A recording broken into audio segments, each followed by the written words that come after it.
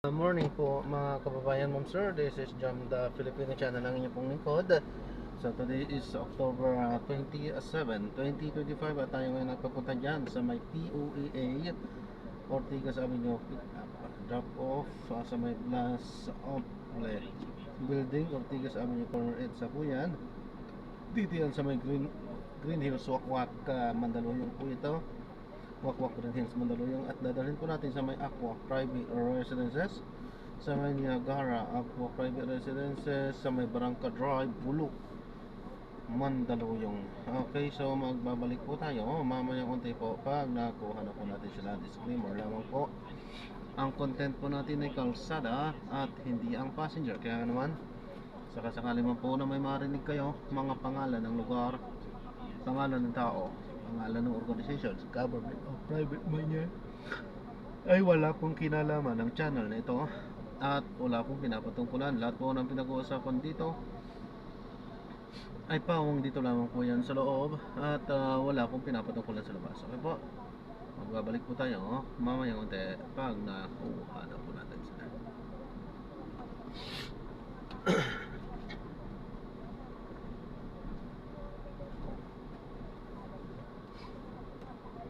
Makinig muna tayo ng mga nagbabagang balita at mga talakayan. Napapayagan naman ng hanggang mamayang alas 5 ng hapon. At yan ang balitang kumpirmado sigurado. Ito ang Radyo Patrol, Lindo, DZMM. Maraming salamat, Tristan Lindo. DZMM. Dako naman po tayo sa Manila South Cemetery. Natapos na kahapon ang paglilinis ng puntos pero pwede pang pumasok ang mga sasakyan hanggang October 29. Sinabi sa DZMM ni Manila South Cemetery Director John Mark Mendez na higit 1 milyon na inaasang bibisita sa sementeryo hanggang November 2. Muling paalala ni Mendez sa publiko, South Avenue lang po ang entrance sa Manila South Cemetery at mahigpit na ipinagbabawal ang paggamit ng shortcut o paggamit ng hagdan na kadalasang linulitusan ng mga dadalaw para makaiwas sa mahabang lakarin.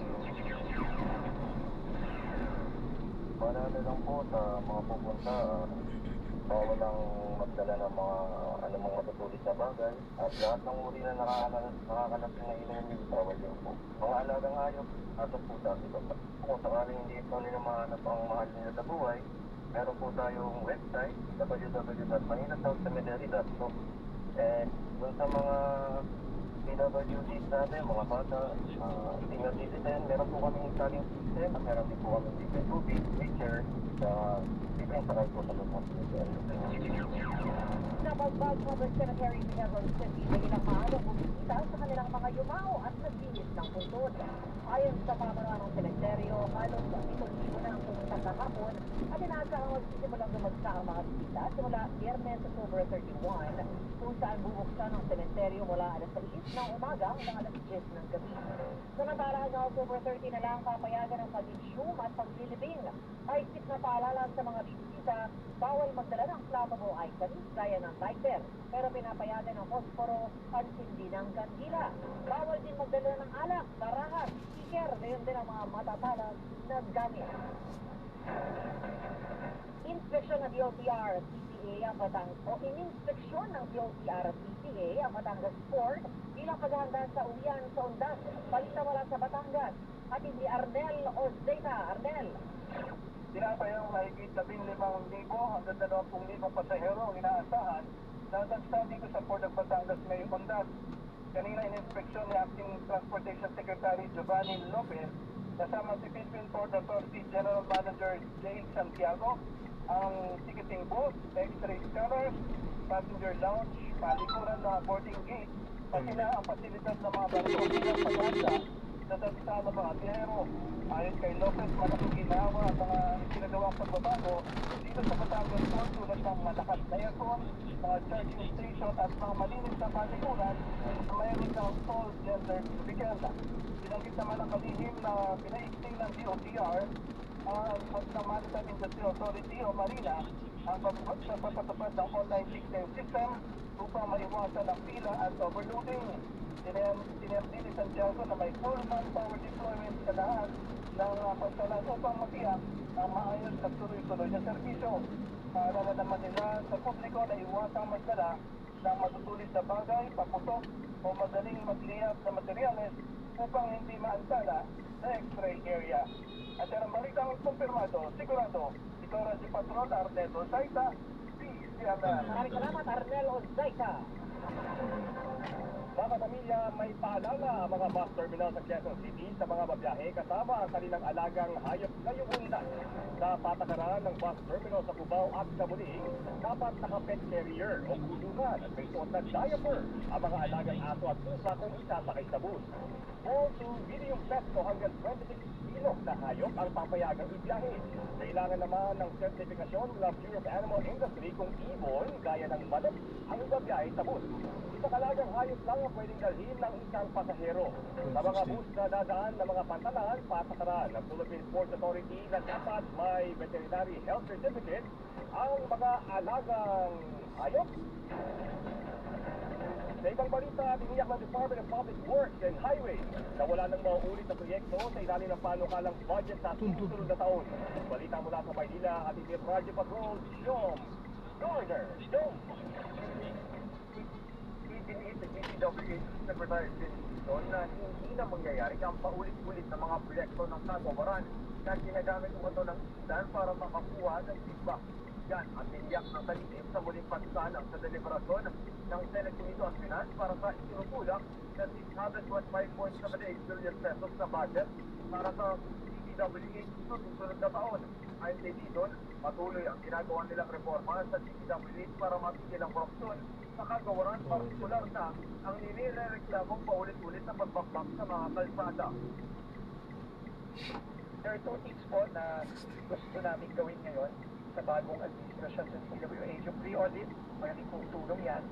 Imbes na post-audit lang. Meron kaming kinakraft ng 2.7 billion pesos at may 1,000 na mga proyekto na lumabas muli sa 2026 National Sector Program na napondohan na sa 2025 General Appropriations Act.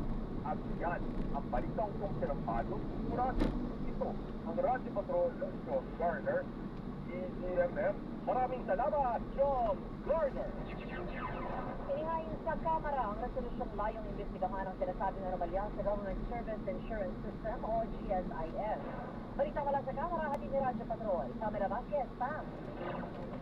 Kabilang dito ang mga 8.8 million pesos na pagkalugi at kailangan investment ng field insurer kung saan lang sa 2.6 million pesos na mga government employee o 2.6 million na mga government employee ang nalagay sa alanganin. Sinabing Health and Minority Care Association na dapat makikita ng Kamara ang mga paratang ng financial mismanagement, kakulangan sa transparency at pag-ibig sa tamang pamamaraan ng pamamahalan ng GSIS. Nananawagan tayo ng investigasyon dahil yan ang pangunahing trabaho ng GSIS, pangalagaan at palatuloy ang pondo para sa kanyang mga sektor. Hindi anya dapat pumayag ang pangalaang palagay sa kapahamakan ng pinaghirapang contributions sa Marlboro dahil sa pinatanggal ng creators sa mga pinaghinalap pa ng investment tulad anya sa mga gambling-related companies. Kabilang inumano sa mga dapat sakit ang milyon-milyon transaksyon at salitang kumpanya. Yan ang balitang kumpirmado, sigurado. Ito ang Radyo Patrol. Pamela Vasquez, ECMM. Maraming salamat, Pamela Vasquez.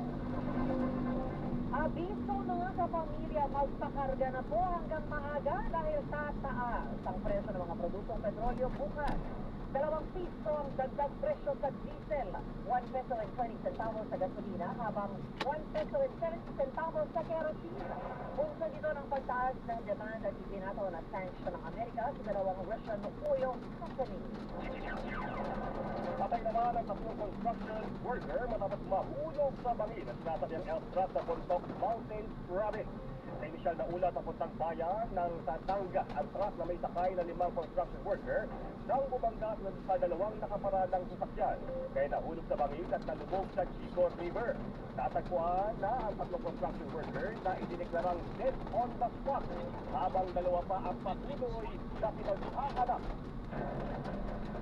Sa Ilocos Norte, patay ang mag-ina matapos magbabariling sa bayan ng Pilig sa Ilocos Norte. Balita hatid ni April Rafales.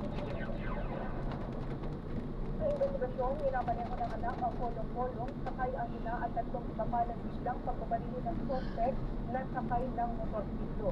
Dead on the spot ang mag-inang nagtamo ng tama ng bala sa iba't ibang bahagi ng katawan habang nakaligtas naman ang tatlong kasamang pamilis na nakatakbo. Agad na huli ng mga nagpapatrolyong higit ang suspect na security guard at residente ng Abra na nakitang sakay ng motor at higit ang baril na umano'y ginamit sa krimen.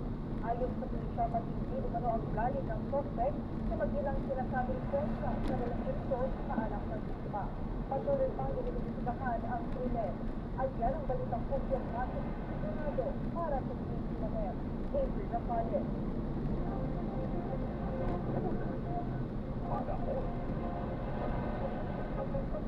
Mga kapamilya, patuloy na binabansayan ng low pressure area na huling namataan 250 kilometers silagang kanluran ng Zamboanga City na nakapaloob sa Intertropical Convergence Zone na nakapapekto sa Palawan, Visayas at Mindanao.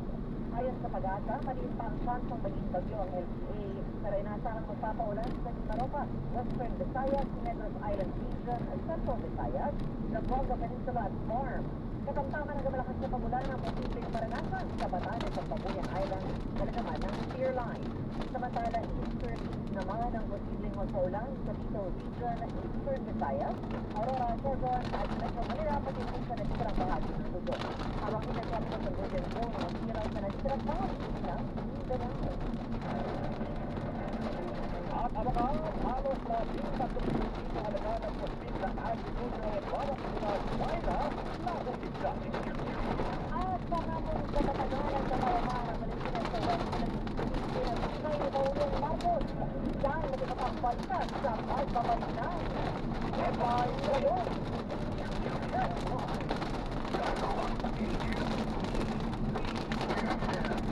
Ang programang ito ay ang senyor ng Gcash. Basta naging, what you say? SMS po ikaw yan. Ang programang ito ay nagsisilipon ng Lemex for Kids. Monthly, agapan na galoob at mga makabara. Pambatang nabundi, Lemex. Ubo ng anak, nakababahala, makasema. Para dyan, Lemex for Kids ang pambato mo. Ang Lemex for Kids ay gawang panagundi. Pinutunaw at pinalalapat ng skema. Ginhawa para sa bata, peace of mind para kay mommy. Camille Braxiambao po, nag-reflex for Lemex.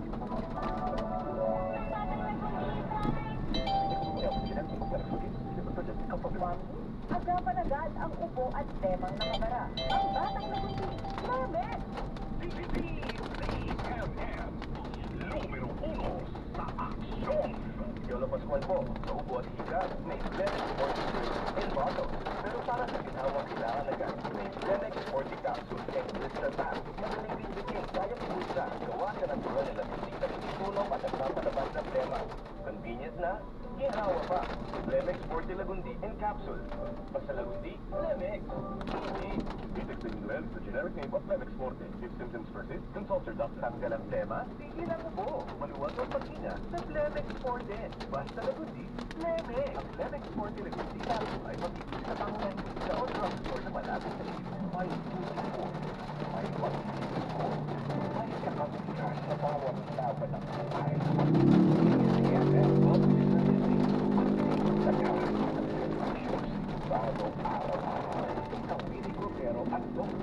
Attorney Noel Beltrado at Liza Aquino at John Ami Perez.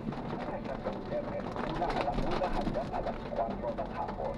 DCMM Radio Patrol sa Istreta at DCMM Teleradio. Mabuhay at kabuhayan ang nakasaya. Kailangan ng mga tagapagbalitang maaasahan at mapagkakatiwalaan. The morning news team you can trust for the news that really matter. Mga balitang kumpirmado, sigurado, araw-araw sa inyong morning news team. Sa DCMM, Radio Patrol sa Istreta at DCMM Teleradio. Basta AM, DZMM. Headline, ngayon. Nagbabalik ang headline ngayon. Halos 13 milyong pisong halaga ng pagkik na agricultural products mula China na pabiskan ng Bureau of Customs. Posibleng kontaminasyon ng mga produkto ipinasusuri. Balita mula sa Maynila, hatid ni Radyo Patrol, Steve Rock, Steve! Yes, nangangamba si Senator Francis Pangilinan, Chairman of Senate Committee on Agriculture, Food and Agrarian Reform, na posibleng kontaminado ng SARS-2 at E. coli ang halos 30 million pesos na halaga ng pusit ng mga frozen chicken mula China na naharag ang Bureau of Customs sa Manila International Port. Sa inspeksyon, binigyan din ng Senador na dapat pasuri ng Bureau of Animal Industry ang mga manok para matiyak kung ligtas kainin ng publiko at kung makakaapekto ba sa poultry industry. Ito ba ay fit or unfit for human consumption? Kasi kung unfit ito for human consumption, bakit pinapasok ito? Saan gagamitin ito? Siyempre pagkain yan. Ilalaban ba tayo? Tukoy na ng Bureau of Customs ang Navato Line Consumer Goods Trading bilang consign at may-ari ng mga sako-sakong puspit ng frozen na manok na posibleng maharap sa kasong paglabag sa Anti-Agriculture Economic Sabotage Act. Naglabag na rin ang POC ng warrant of seizure and detention noong October 9 laban sa mga kargamento alisunod sa mga probisyon ng Customs Modernization and Tariff Act. Yan ang balitang kumpirmado. Sigurado, ito ang Radyo Patrol, Brad, CCMN. Thank you, Steve!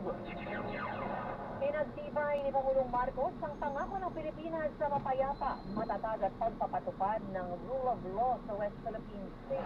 Balita mula sa Malaysia, hatid ni Radyo Patrol, Christian Yosores. Christian. Rika, mananatiling kaisa ang Pilipinas sa pagsusulong at pagtataguyod ng mapayapa, kalmado at makatwirang pagtatanggol sa soberanya at kaligtasan ng mga taga-Sunel at naglalayag sa West Philippine Sea. Ito ang ipinangako at pinigindiin ni Pangulong Ferdinand Marcos Jr. sa kanyang intervention o talumpati sa ASEAN Japan Summit, sa ASEAN Summit and Related Summit dito sa Malaysia. Ipinaabot ng Pangulo ang pagkabahala ng Pilipinas sa patuloy na mga insidente sa West Philippine Sea, kabilang ang mga delikadong manibobra at agresiwong aksyon sa mga illegal na aktibidad ng Maynila sa karagatan. Gayon din ang pagtatangkang iniklara ang Baho de Masinloc bilang isang nature reserve na banda sa tradisyonal na pangistaan ng mga Pilipino at mahalagang bahagi ng teritoryo ng Pilipinas. Iginit ng Pangulo sa mga kapwa-leader na labag sa international law, partikular sa United Nations Convention on the Law of the Sea o UNCLOS, ang mga nasabing aktibidad. Ngunit iginit ni Pangulong Marcos ang katapatan ng Pilipinas sa pagsusulong ng deklarasyon para sa Code of Parties in the South China Sea para makamit ang matagalang isinusulong na Code of Conduct na epektibo at naaayon sa international law. Nagpaabot din si Pangulong Marcos Jr. ng pagkabahala sa patuloy na ballistic missile launch activities ng North Korea sa Korean Peninsula at nanawagang ihinto na ang mga aktibidad at sumunod sa kanilang mga obligasyon sa international community. At yan ang balitang kumpirmado. Sigurado, mula Kuala Lumpur, Malaysia. Ito ang Radyo Patrol, Christian Yosores, CCMM. Maraming salamat, Christian Yosores. Itinalaga ni si dating National Bureau of Investigation Assistant Director Dito Magno bilang NBI Officer in Charge Director. Kasunod din ito ng pagtanggap ni Pangulong Marcos sa isinumiteng irrevocable resignation ni NBI Director Jaime Santiago noong Agosto. Dating pinamuluan ni Magno ang mga opisina ng NBI sa Northern Mindanao at Central Luzon na humawak sa mga kaso ng human trafficking, organized crime at fraud. Kabilang din si Magno sa mga naghuda sa operasyon sa pag-aresto kay dating Pampang Tarlac Mayor Alice Go sa Indonesia. 59 days bago magpasko, namumuro ng tumaas ang presyo ng ilang Noche Buena items sa ilang pamilya sa Metro Manila. Balita mula sa Parañaque, hatid ni Radyo Patrol, Gabriel Gonzalez. Gabon. Jeff at Rica, naghahanda na ang mamimili na si Marjorie sa kupon sa pagtaas ng mga produktong pang Noche Buena sa bagong Parañaque Public Market habang papalapit ang Pasko. Kung dati nakapagluluto pa siya ng spaghetti at barbecue at nakabibili pa ng maraming prutas sa halagang 3,000, ngayon ay baka pansit at ice cream na lamang ang kanyang maihahanda para makatipid. Pero hindi rin eh. Mahal din ang kulay eh. Sa kulay kasi hindi kakakain eh. O, sa dessert, pwede na mag-ice cream na. Ayon naman sa tindera ng Noche Buena items na si Rose Marie, may paraan para makatipid at hindi mahirapan kapag dumagsana ang mamimili. Basta bumili lang sila ng Coco Pa. Bumili lang sila ng mga 22, 23. Pwede namang i-stock yung iba eh. Yung mga hindi pwedeng stock, sa 24 na nila sila. Paano naman sa presyo ng ilang Noche Buena items, ang party pack na may kasamang pasta at sauce ay nasa 135 pesos, habang mga condensed at evaporated milk ay naglalaro sa 20 to 65 pesos. Nasa 60 pesos naman ang lata de coco o 75 ang kaong at naglalaro sa 83 hanggang 263 ang mga lata ng fruit cocktail. At yan ang balitang kumpirmado, sigurado. Ito ang Radyo Patrol. Gabriel Gonzalez, DZMM. Maraming salamat, Gabriel Gonzalez. Sinibak sa pwesto ang hepe ng Northern Police District Special Operations Unit na sinasabi nagpalabas ng preso sa detention facility sa Caloocan. Balita mula sa Campus Kami at hindi Radyo Patrol, Barney Padierno. Barney! Yes, Africa ICS RPO spokesperson sa Legislature Hazel Asilo. Ito ay matapos na-discovery kulang ang preso sa naturasitan na magsagawa ng headcount at random inspection sa mga PUCC. Nang hanapin ng mga city jailer ang nawawalang preso, napagalamang nasa opisina umano ito ng sinubak na opisyal para sa 6 years up sa isang special assignment. Pero pagdino ni Asilo, ang ginawa ito ng naturang pulis ay hindi pinahulitulutan sa kanilang hanay.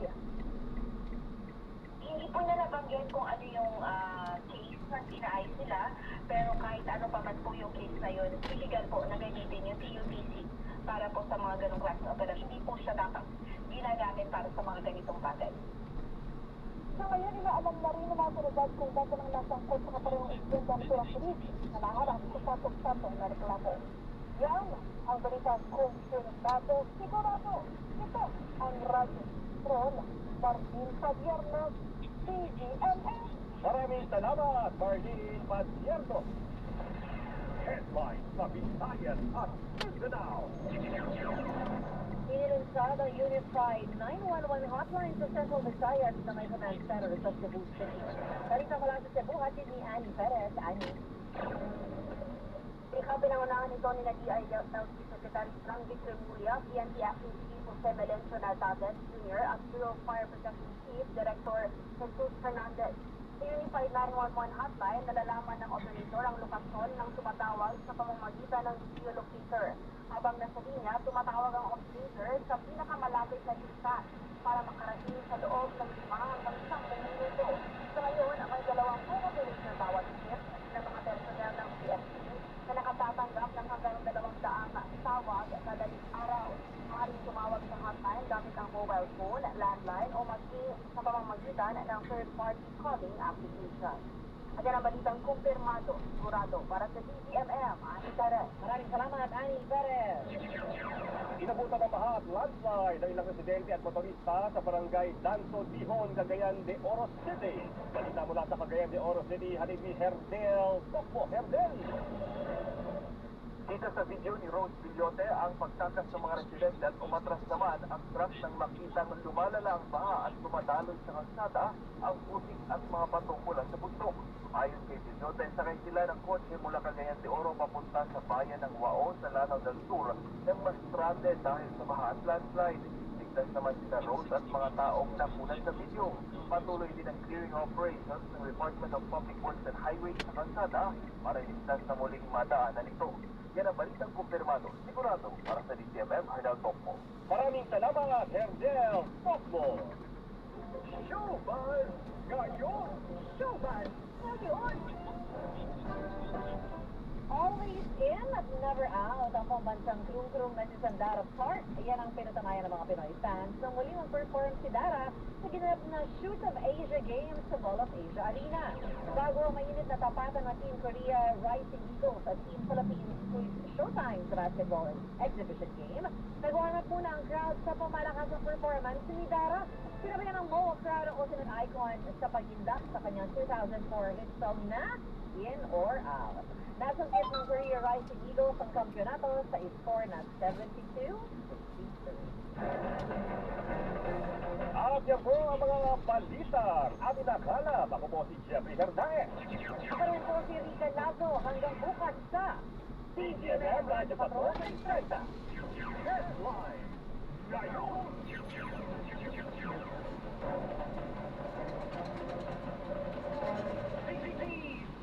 DZMM, numero 1 sa aksyon.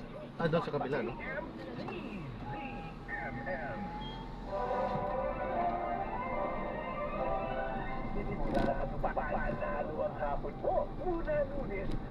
Biyernes, balikan ang mga kwento ng nakaraan sa MMK sa DZMM. Alas 12:30 ng hapon, alamin ang inyong mga karapatan at batas na protekta sa inyo sa Hello Attorney. Kasama si Attorney Noel Delgado Ingat, at God Liza bless. Aquino. Alas 1 ng hapon, agarang aksyon ngayon. Ang handikaman nila Tita Winnie Cordero at Doc Dennis. Alas 2 ng hapon. At Ito, nararamdaman, pwedeng ikwento yan dahil Ayan, so na-drop na natin sila. So maraming salamat po sa panonood. Hanggang sa muli. Ingat, God bless. Paalam po muna. Para sa Madrapon.